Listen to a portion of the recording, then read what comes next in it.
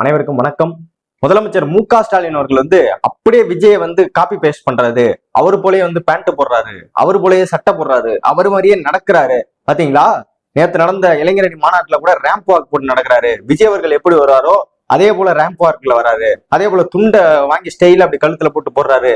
எல்லாமே விஜயை பார்த்து காப்பி அடிக்கிறாரு. அதெல்லாம் நீங்க நோட் பண்ணீங்களா அப்படின்னு இந்த தற்கொலைகள் எல்லாம் பேசிட்டு இருக்காங்க. ஏன்டா தற்கொலைகளா? முதலமைச்சர் மு.க.ஸ்டாலின் அவர்கள் இன்னைக்கு முதலமைச்சரா இருக்கிறாரு. 2021 இந்த மாற்றத்துக்கு முன்னாடி அவர் முதலமைச்சர் ஆகிறதுக்கு முன்னாடியே ஒரு மாநாடு போட்டாங்க. அந்த மாநாட்டிலே ரேம்ப் வாக் போட்டு அதுல நடந்து வந்தாரு சிங்கம் போல முதலமைச்சர் மு.க.ஸ்டாலின் அவர்கள், வேட்டி சட்டை கட்டிக்கிட்டு. அதை பார்த்துதான் இப்ப விஜய் அவர்கள் பண்ணாரு அப்படின்னு நாங்க என்னைக்காவது சொல்லியிருக்கோமா?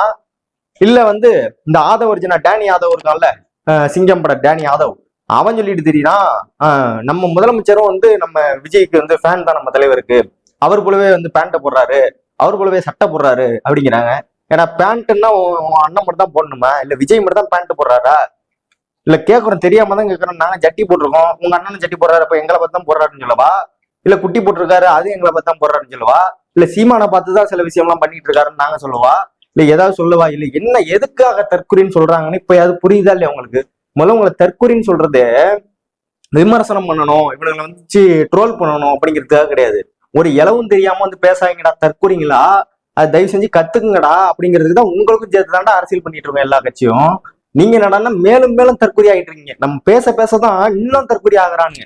அந்த பிரஷரை தாங்க முடியல அவனுங்க. அதனால மேலும் மேலும் மேலும் மேலும் பெரிய தற்கொலையா மாறிட்டு இருக்காங்க. முதலமைச்சர் மு.க.ஸ்டாலின் அவரை பார்த்து காப்பீடு அடிக்கிறாங்க. ஏன்னா நாங்களாம் உங்கள்கிட்ட கேட்கிறோம், விஜய் அவர்களோட அரசியல் பேச்சு அப்படிங்கிறது எதுலையாவது ஒண்ணுலையாவது ஒரு அரசியல் பேச்சா இருக்கா? எதையாவது இருக்கா? Stalin uncle sorry uncle, wrong uncle அப்படிங்கிறாரு. மெண்டலாடா நீங்க. இப்படிதான் முதலமைச்சர் மு.க.ஸ்டாலின் பேசுறாரா? இல்ல வேற தலைவர் யாராவது, எடப்பாடி பழனிசாமி இருக்கட்டும், சீமான விட்டுருக்க, அவர் தலைவரே கிடையாது. இவெல்லாம் யாராவது பேசிட்டு இருக்காங்களா இது போல? எல்லாம் எவ்வளவு ஒரு பண்பாடா? இல்ல இவரு இப்ப முதலமைச்சர் மு.க.ஸ்டாலின் உங்களை பார்த்து அவர் மோடி அங்கிள் அப்படிங்கிறாரா? அவர் அதுதான் அரசியல் ஸ்பீச். ஒண்ணும் இல்ல, இப்ப நேற்று நடந்த விருதுநகர்ல நடந்த இந்த இளைஞரணி நிர்வாகிகள் கூட்டத்துல பேசினார்ல, எப்படி ஒரு கர்ஜனை போல இருந்தது, எப்படி ஒரு அரசியல் முதிர்ச்சி, எதிர்கட்சிகளுக்கெல்லாம் ஒரு கடும் கண்டனத்தை தெரிவிச்சிருக்காரு. தமிழ்நாடு மக்கள் மனசுல இடத்த பிடிச்சிருக்காரு. தன் செஞ்ச சாதனைகளை சொல்லியிருக்காரு. இது போல பேசுவாங்களா? அங்க டான்ஸ், டப்பாங்குத்து டான்ஸ் போடுறது, ஏண்டா அங்க நின்னுட்டு இது போடுறது, புலி படத்துக்கு வரி கட்ட முடியாம, ஏண்டா வருமான வரித்துல அன்னைக்கு 2015 ஜெயலலிதா அம்மையார் வச்ச ஆப்பு இன்னைக்கு வரைக்கும் இருக்கு. அதை போய் நீ ஜெயலலிதா அவர்களை பேச சொல்லுப்ப. விஜய் நீ எல்லாம் தாவேக்கா தானே, இப்ப நீ என்ன பண்ற? விஜய் அவர்களை இந்த மாதிரி ஜெயலலிதா அம்மா தான் அதுக்கு காரணம், அன்னைக்கு அதிமுக ஆட்சி என்ன வேணும்னே முழக்கணும்னு பண்ணிச்சு அப்படின்னு வாயத்தரன்னு சொல்லுப்பா. ஏன் அதை மட்டும் பேச மாட்டாரு? எவனா இந்த போராடியில அடிச்சாலும் திமுக அப்படிங்கிறாரு, இந்த பக்கத்துல அடிச்சா உடனே திமுக அப்படிங்கிறாரு. கடைசியில திமுக அந்த பக்கம் சம்மந்தம் இல்லாம ஒரு இடத்துல இவர் அடிக்கிறது பூரா இங்க நாம் தமிழரு, ஏடிஎம்கே எல்லாம் இந்த பக்கம் நின்று அடிச்சிட்டு இருக்காங்க. திமுக அந்த பக்கம் நிக்கிறதா அவர் தான் எனக்கு அங்கேருந்து அடிக்கிறாருங்கிறாங்க. ஏன்னா சம்பந்தம் எல்லாம் பேசுறதுதான் தற்கொலை. அரசியல் கட்சி ஆரம்பிச்சு 2 வருஷம் முடிஞ்சு போச்சு விஜய்க்கு. 3ஆம் ஆண்டு தொடக்க விழால போய் டப்பாங்குத்து போடுறாரு. சரி ஓகே, போட்டுட்டு போ.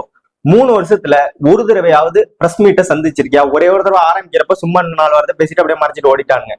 அதுக்கப்புறம் எங்கேயாவது போய் கேட்டீங்கன்னா இந்த படம் தான் மாயாண்டி வந்திருக்காக அப்படிங்கிற மாதிரி, பாலிமர் டிவி வந்திருக்காக, தந்தி டிவி வந்திருக்காக, புதிய தலைமுறை டிவி வந்திருக்காக, சன் டிவி கூட வந்திருக்காக, மற்றும் நம்ம யூடியூப் சேனல்லாம் வந்திருக்காங்க.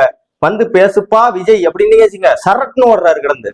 பிரஸ் மீட்டே கொடுக்கறது கிடையாது. அப்படியே மைக்க நீட்டினீங்கன்னா போதும், தெரிச்சு ஓடுனா கடல் மேலே ஓட வேண்டாம் கொய்யாங்கிற மாதிரி ஓடி போய் நேரா வீட்டுல தான் நிப்பாரு. பனையூர் வீட்டுல எங்கேயுமே நிக்க மாட்டாரு. கரூர் வழக்குல இன்னும் நான் வருத்தப்படுறேன் அப்படின்னு ஒரு வார்த்தை சொல்லிட்டு போயிருக்கலாம். கிடையவே கிடையாது. ஒரே ஓட்டம், தலை தெரிச்சு ஓடணும். உயிரை கையில பிடிச்சிட்டு ஓடண்டா கொய்யாங்கிற மாதிரி ஓடிடுறாரு.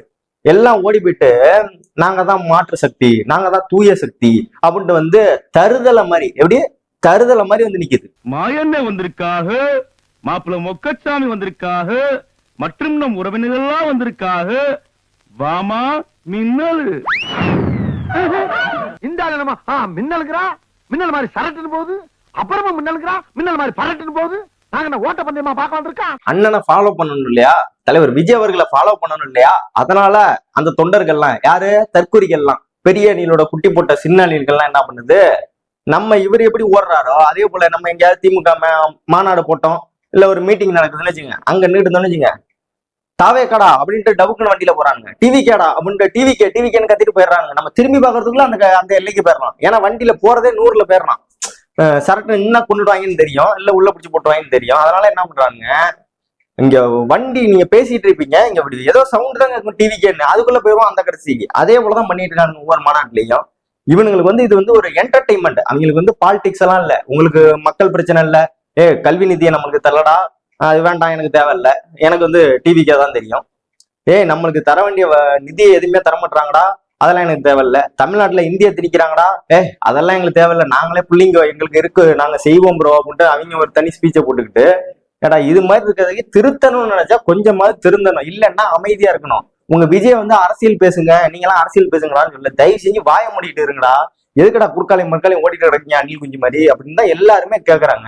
என்ன கேக்குறோம், இப்ப விஜய முடிஞ்சா சவால் வரும். இப்ப விஜய வந்து ஒரு 30 நிமிஷம் ஒரு அரசியல் ஆக்கப்பூர்வமான தமிழ்நாட்டுல உள்ள பிரச்சனைகளை பேச சொல்லு, சத்தியமா அப்படியே யூடியூப் சேனலை கழிச்சிட்டு நான்லாம் ஜவனியன்னு போய் வீட்டுல படுத்துறேன், எனக்கு எந்த பிரச்சனையும் கிடையாது. எது பேசுனீங்கனாலும் உடனே நான் கேரியரோட உச்சத்துல இருந்து வந்திருக்கேன்டா, நான் அப்படியே சம்பளத்தெல்லாம் விட்டுட்டு வந்திருக்கேன் கெரியரோட. எங்களுக்கு என்னன்னா ஜெயலலிதாட்ட உச்சா போன நீ எப்படி கெரியரோட உச்சத்துக்கு போனங்கிறதா எங்களோட டவுட். ஏன்னா இப்பதானா தெரியுது இவெல்லாம் இவ்வளவு பெரிய தற்கூரியா இருந்துட்டு எப்படா இவ்வளவு பெரிய இடத்துல இத்தனை கோடி சம்பாதிச்சுக்கிட்டு படத்தை எடுத்து வச்சுக்கிட்டு ஒரு இளவும் தெரியாதவங்கலாம் இவ்வளவு பெருசுக்கு வளர்த்து விட்டு வச்சிருக்கீங்க அப்படிங்கிறது பெரிய ஆச்சரியமா இருக்கு. ஒரு இளவும் தெரியாதவனா இருக்கானுங்க, ஆனா வந்து கெரியரோட உச்சத்துல இருக்காங்கிறான். ஆனா பாத்தீங்கன்னா ஜெயலலிதா மட்டும் உச்சா போயிட்டாங்க, அங்க பேண்ட் நினைஞ்சு ஓடுறான் தரதரன்னு. இன்னைய வரைக்கும் ஜெயலலிதா அப்படிங்கிற வார்த்தையே வாயில வர மாட்டேங்குது. அப்ப எந்த அளவுக்கு உச்சா போயிருப்பாரு, உச்சா போய் மெரினாவே நொம்பி போயிட்டுனா பாத்துங்க, அந்த அளவுக்கு நொம்பி போயிருக்கு. ஆனா வாயை திறக்க முன்னாடி கேட்டா கெரியரோட உச்சத்துல இருந்து வந்திருக்கேன், எப்படியே உச்சத்துல இருந்து அப்படியே உதறி தள்ளிட்டு வந்திருக்கேன் அப்படிம்பாரு. கடைசியில பார்த்தோம்னா உச்சா போன விஜயா இருக்காரு. ஒண்ணு கிடையாது, இது வரைக்கும் அரசியலுக்குள்ள வந்து தொடர் தோல்விதான். என்னைக்கு அரசியலுக்கு ஆரம்பிச்சாரோ அன்னையில இருந்து ஒவ்வொரு வழக்குலையும் தோல்வியை மட்டுமே செஞ்சுட்டு வராரு. எனக்கு வந்து சிபிஐ தான் வேணும்னு அப்படியே வந்து சண்டை போட்டு வாங்கினா, எங்களுக்கு வந்து நீதி பிஜேபி தான் தரும்னு. இப்ப என்னன்னா நீ பிஜேபி எங்களை அலைய விடுது அப்படின்னு வாயத்தான் சொல்ல வேண்டியதுன்னா, இது திமுக அரசா இருந்தா வேணும்ல எங்களை டெல்லியில போடுறாங்கன்னு இருப்பாங்க. ஒரு இளவு தெரியாது. நம்ம வந்து கட்சி ஆரம்பிச்சுட்டோமே, பிஜேபியோட அஜெண்டாவோட செயல்படணும் அப்படிங்கிறது மட்டும்தான் விஜயோட ஒரே ஒரு நோக்கமே தவிர தமிழ்நாட்டு மக்களுக்கு என்ன பிரச்சனை கிடையாது. பனையூர் ரோட்டில் வர மாட்டாரு. பனையூர் தான் அவருக்கு வந்து மொத்த வந்து ஒரு வாழ்வாதாரமே. பனையூரை தவிர அவருக்கு வெளில எதுவுமே தெரியாது. முதலமைச்சர் ஆனாலும் முதலமைச்சர் ஆபீஸர் நாளைக்கு பனையூருக்கு மாத்துவாரு. உள்ள படுத்துக்கிட்டே காலாலே கையெழுத்து போடுவார். அப்படியே காலாலே கையெழுத்து போட்டுட்டு அவர் பட்டுக்கு படுத்திருப்பாரு. தவிர அவருக்கு வந்து தேவையெல்லாம் பனையூர் பனையூர் பனையூர் பனையூருக்குள்ள என்னமோ இருக்குன்னு நினைக்கிறோம். என்னன்னு சீக்கிரம் வந்து இந்த பாம்பு ஸ்குவாடு தேடுறவன் அப்படியே உள்ள போய் தேடினீங்கன்னா கொஞ்சம் நல்லா இருக்கும். ஏன்னா என்னமோ உள்ள இருக்கு, அதனாலதான் உள்ள இருந்து வெளியே வரமாட்டாங்கிறாரு. சொந்த பையன் ஓட்டு போடுவானான்னு தெரியல விஜயோட பையன் அவருக்கு. இதுல வந்து உட்காந்துட்டு தமிழ்நாட்டு மக்களை ஏன் தான் நிக்கிறாங்கிறாரு. வீட்டுக்கு ஒரு ஓட்டு இருக்கான், வீட்டுக்கு ஒரு ஓட்டாவே இருக்கட்டும். இப்ப வீட்டுக்கு ஒரு ஓட்டுனா அப்ப தமிழ்நாட்டுல மொத்தம் எத்தனை ஓட்டு இருக்குன்னு தெரியுமா? ஒரு இளவும் தெரியாம தற்கூறிங்களா. அவனுங்களோட எண்ணம்லாம் என்னன்னா, நம்ம வந்து யாரையும் வந்து திமுகவை பேசுவோம், ஆளுங்கட்சியை பேசணும்னா நம்மளுக்கு வந்து அந்த அதோட எதிர்ப்பு ஓட்டெல்லாம் வந்துடும். நம்ம வந்து பேசணும்னா அவங்களை எதிர்த்து நிக்கிறாங்க அப்படிங்கிற அந்த ஏடிஎம்கே ஓட்டு, இன்னும் அந்த பெரிய பெரிய ஓட்டு, அப்படி அதெல்லாம் வந்து நம்மளுக்கு வந்துடும் அப்படிங்கிற ஒரு கனவை கண்டுக்கிட்டு மத்த யாரையும் பேசிட வேண்டாம். அவசரப்பட்டு பேசிட்டோம்னா அந்த வர வேண்டிய ஓட்டுல பாதி செதஞ்சு போயிடும்.